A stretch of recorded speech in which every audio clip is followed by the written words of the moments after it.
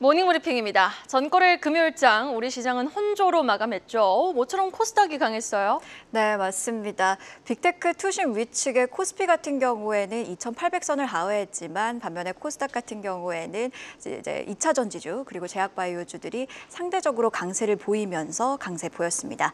다만 여전히 하락 종목 수는 800여 개가 넘으면서 체감 지수는 결코 좋지 못했습니다. 자, 미 대선 전국도 반전에 반전을 거듭하고 있습니다. 우리 시간으로 새벽 2시 반에 바이든 대통령의 사퇴 의사 속보가 지금 전해진 가운데 과연 국내 증시는 이를 어떻게 소화할지 여부에 주목해 보겠습니다. 모닝브리핑 지금 바로 출발하죠.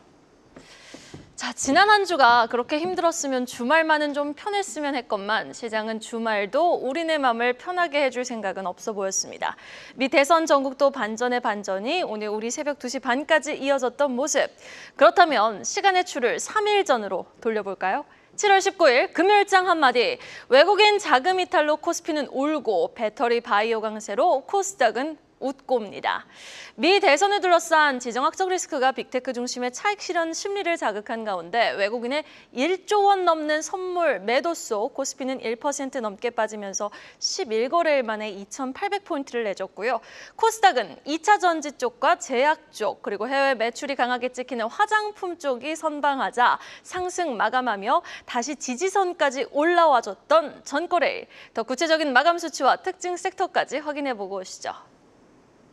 지난주 금요일 국내 증시는 엇갈린 흐름을 보였습니다. 미국 대선을 둘러싼 불확실성과 중국의 3중 전협 결과 발표 기자회견을 소화하면서 아시아 증시가 전반적으로 약세 보였는데요. 이 가운데 우리 증시에서는 커진 불확실성 속 외국인의 매도세는 거셌습니다.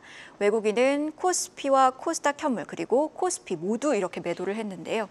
코스피 선물은 1조 원 넘게, 코스피 현물은 4천억 원 넘게 팔았습니다. 여기에 반도체주들이 약세를 보이면서 코스피는 2,800선 아래서 마감했는데요. 구체적으로 1% 내리며 2,795를 기록했습니다. 한편 코스닥은 시총 상위 2차 전지주들이 낙폭과대 인시 속 반등에 성공하면서 코스피와는 다른 모습이 연출됐는데요. 여기에 제약바이오, 화장품, 게임주들도 코스닥 강세에 영향을 줬습니다. 코스닥은 0.76% 올라 828의 거래를 마쳤고요. 4거래일 만에 반등했습니다. 그럼 이외에도 어떤 섹터가 시장을 움직였는지 확인해 볼까요? 비만 치료제들은 이날도 강세를 보였습니다. 경구용 그리고 패치용 비만 치료제 개발에 대한 기대감이 지속됐고요. 이에 DXBX는 목요일에 이어 이날도 상한가를, 펩트론은 26% 강세를 보였습니다. 또 남북 경협 관련주들은 트럼프 전 대통령이 공화당 대선 후보직을 수락하면서 재집권 시 북한과 잘 지내겠다는 발언을 하자 상승했습니다. 마지막으로 이날 현대건설은 2분기 실적을 발표했는데요. 2분기 수익성이 급격히 악화했다는 소식에 2% 하락했고요. 이는 건설주 전반의 약세로 이어졌습니다. 그럼 이어서 어떤 섹터가 주목을 받았는지도 짚어보시죠. 네, 이렇게 금요일장에서는요, 미국 기술주들의 하락 여파를 국내 증시도 피해가지 못하면서 외국인의 현선물 매도 욕구를 자꾸 자극했고, 이에 코스피 지수는 2,800포인트를 이탈하는 모습을 보였던 하루였습니다.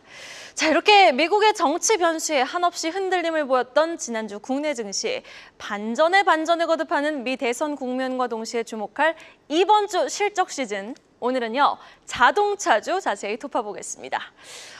지난 금요일 기아가 크게 하락했죠. 장중 4% 넘게 급락하기도 했고 현대차도 장중 2.5% 밀렸습니다. 자동차주의 하락을 이야기한 배경부터 짚어보겠습니다. 다음 페이지 보시죠. 먼저 올해 상반기 현대차그룹의 유럽 판매가 소폭 감소했던 부분도 센티에 영향을 줬습니다. 엔화 약세를 앞세운 도요타가 약진하면서 시장 점유율이 현대차그룹 살짝 주춤했던 건데요. 사실 이 부분은 그렇게 큰 리스크 요소는 아니었고요. 무엇보다 트럼프의 말이 가장 큰 하방 압력을 더했습니다. 트럼프 후보, 대선 후보 수락 연설에서 미국 내 자동차 산업을 콕 집어서 이야기합니다. 미국 내 자동차 생산 확대하겠습니다 라고 강조를 한 거죠. 그리고 이를 위해 중국산 자동차엔 고율 관세 100에서 200%를 부과하겠습니다 라고 말했습니다. 사실 이 대목은 이렇게 중국에 관세를 때린다는 대목은 미중 무역 분쟁 우려가 깊어질 수 있다는 포인트가 될 수는 있겠지만 현재도 보면은 미국 내 중국 자동차 판매 비중 굉장히 미미하죠. 두 국가의 갈등이 골이 더 깊어지고 있구나로 해석해볼 포인트가 되겠고 중국을 콕 집어 말했지만 사실 이 상황에서 그 어느 국가보다 눈치를 볼 수밖에 없는 건 대한민국입니다. 미국은 한국의 최대 무역 수지 흑자국이니까요. 올해 상반기 대한민국에서 미국으로 수출한 액수를 말하는 이 대미 수출은요. 작년보다 16% 넘게 증가한 643억 달러로 대중국 수출보다 많았습니다. 그리고 그 중심에는요. 미국에서 아주 잘 팔린 한국산 자동차가 있었죠. 상반기 미국으로 향했던 자동차 수출액은요. 작년보다 무려 30% 가까이 급증했습니다. 그러니 트럼프의 말에 소위 우리의 동맹국으로 불리는 국가들이 우리를 이용하고 있습니다. 미국의 자동차 산업은 제가 지키겠습니다. 라는 말에 눈치를 볼 수밖에요. 자, 그럼 진짜 트럼프 후보가 11월 재선에 성공을 한다면 한국 자동차 산업에는 어떤 영향을 줄까요? 그에 대한 대답 다음 페이지로 만나보시죠.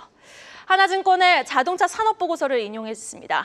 일단 밤사이 바이든 대통령이 사퇴 의사를 밝히고 해리슨 부통령의 지지 의사를 밝혔지만요. 여전히 미 대선 배팅 사이트에서는 트럼프 후보의 당선 확률 60% 이상으로 보고 있습니다. 이 트럼프 후보가 재집권을 한다면 한국 자동차 업체들은 지금보다 불편한 시장 환경에 적응을 해야 한다라고 말을 하고 있는데요.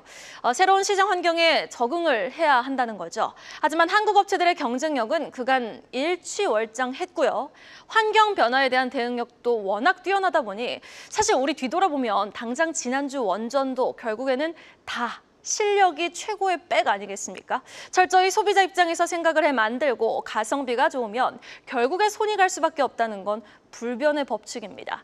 트럼프 후보가 달러 강세를 부정적으로 언급하면서 환율 하락이 좀 발생을 한다면 다소 그 수익성 측면에서는 부정적인 효과가 있을 수는 있겠지만 글쎄요. 지난 트럼프 1기 당시 한국 완성차들의 미국 점유율은 7.2%로 시작해 퇴임 시 8.3%로 상승했던 이력이 있는 능력 있는 대한민국은 이번에도 아주 잘 싸워낼 겁니다. 그 전투력은요. 이번 주 발표되는 실적 발표를 통해 확인해 보실 수 있습니다. 다음 페이지 보시죠. 자, 이번 주 목요일은 현대차가, 이번 주 금요일은 기아가 실적을 발표하는데요. 그리고 그 실적은 굉장히 잘 나올 것으로 예상되고 있습니다. 얼마나 잘 나오냐고요? 역대 분기 최대 실적 전망하고 있습니다. 전기차 캐즘 구간에서 하이브리드 카로의 재빠른 생산 비중 조정, 그리고 제네시스에 대한 미국인들의 인식이 타이거 우즈 골프 선수 이 GV80 전복 사고 이후 우주를 살린 차로 입소문을 타면서 정말 계속해서 잘 팔리고 있습니다. 최근 한 달 사이 증권가 전망을 분석한 결과 현대차의 2분기 매출은요. 44조 6,500억 원, 영업이익은 화면에 나와 있는 수치보다 조금 더 높은 4조 2,800억 원대로 집계되고 있습니다. 작년 2분기에도 처음으로 영업이익 4조 원을 웃돌며 최대 분기 실적을 자랑했던 현대차. 과연 작년의 분기 실적을 넘어설지 여부가 관전 포인트가 되겠고요. 기아도 마찬가지로 지금 화면보다는 높은 수준 2분기 영업이익 3조 7,600억 원 예상하고 있습니다. 기아는 올해 1분기 때가 최고 수준이었는데요. 전망치대로만 나와준다면 이를 웃돌 수 있다는데 한번 주목을 해보셔야겠습니다. 그리고 무엇보다 지금 예상 수준 두 기업 합산 8조 400억 원이거든요. 처음으로 합산 영업이익 8조 원 고지에 오르게 되는 건데 이것이 현실화가 될 수 있을지 여부에 또 주가는 실적 발표 전후로 이에 얼마나 상응을 해주는지 여부에 우리는 주목해 봐야겠습니다. 관련주 흐름까지 정리해보죠. 먼저 현대차입니다. 금요일 주가는 낙폭 만회하면서 0.77% 하락 마감했습니다. 0.76% 하락 마감했네요. 주가 하락에도 외국인의 대량 매수가 들어왔습니다. 기아 보겠습니다. 전날 3% 하락 마감하며 11만 6,300원에서 종가 형성했습니다. 주요 지지선 라인을 이탈하는 모습을 보였던 주가가 지금 외국인은 3거래를 연속 사주고 있거든요. 오늘 주가 향방에 이목이 쏠리고 있습니다. 현대모비스 보겠습니다. 지난주 내내 하락을 했습니다. 이날은요 0.2% 소폭 빠지면서 주가는 6거래를 연속 하락 마감한 가운데 금요일 또 외국인의 매수가 유입됐다는 부분은 주목해 보셔야겠습니다. 마지막은 HL 만도 보겠습니다. 지난주 현대차증권에서는 컨센을 한 3% 정도 웃도는 수준의 영업이익이 전망된다는 긍정적 리포트를 내놨습니다. 자동차 그룹주 안에서 이날 유일하게 HL 만도만이 2% 넘게 상승 마감했습니다. 자, 어지러운 미 대선 전국 변수가 생존하는 이때 펀더멘털에 대한 귀한 가치를 다시 한번 확인해 볼 수 있는 실적 발표가 예정된 현대차 그룹. 이번 주 주가 움직임과 실적에 대한 내용 우리는 주시해 볼 필요가 있어 보입니다. 계속해서 장 마감 이후 나온 공시와 일정까지 확인해 보고 오시죠. 어제 장 마감 후에 나온 공시도 살펴보겠습니다. 금요일에 나온 공시죠. 자, SK가스는 보통주 한 주당 2,000원의 중간 배당을 결정했습니다. 주당 2,000원의 중간 현금 배당을 공시했는데요. 배당금 총액은 179억 5,009만 원입니다. 이외에도 JLM&S는 약 318억 원 규모의 제조장비 공급 계약을 체결했다고 밝혔는데요. 계약 대상은 공개되지 않았으나 계약 규모는 최근 매출액의 약 22% 수준입니다. 마지막으로 한양증권은 공시를 통해 최대 주주인 한양어원이 소유하고 있는 지분 16.29% 중 11.29%와 우선주 전량을 매각한다고 밝혔습니다. 매각 이후 지분율은 4.99%로 줄어들게 됩니다. 그럼 바로 이어서 오늘의 주요 일정입니다. 중국 인민은행은 우리 시간으로 오전 10시 15분 사실상 기준금리 역할을 하는 7월 LPR 즉 대출 우대 금리를 발표합니다. 중국 디플레이션 우려 속 일각에서는 인민은행이 LPR을 0.2%포인트가량 낮출 거란 전망이 나오고 있습니다. 또 HD현대인프라코어가 실적을 발표하고요. 마지막으로 재활로봇 전문업체인 PNS 미케닉스가 오늘과 내일 약 이틀간 공모청약을 진행합니다. 주관사는 키움증권입니다. 이렇게 공시와 일정까지도 체크해봤습니다. 오늘은 조 바이든 대통령의 공식 사퇴 선언과 더불어서 지지 선언을 해준 카멜라 해리스 부통령의 수혜주 좀 주목해볼 필요가 있어 보입니다. 사실 여전히 미 베팅 사이트에서는 트럼프 후보의 지지율, 당선 가능성을 60% 넘게 점치고 있지만 그래도 해리스 후보도 지금 30%, 해리스 후보가 확정된 건 아닙니다. 해리스 부통령도 지금 30% 정도의 당선 가능성이 점쳐지고 있는 상황이거든요. 1등이 2등을 추격할 때 수혜를 받을 수밖에 없는 부각을 받을 수 없는 2등 후보의 관련주, 마리아나 관련주, 2차 전지 전기차 관련주의 상승 지속성 오늘 계속해서 지켜보도록 하겠습니다. 여러분 오늘도 부자 되세요. 모닝 브리핑이었습니다. 계속해서 다양한 경제 이슈를 알고 싶다면 구독과 좋아요, 알림 설정 부탁드립니다.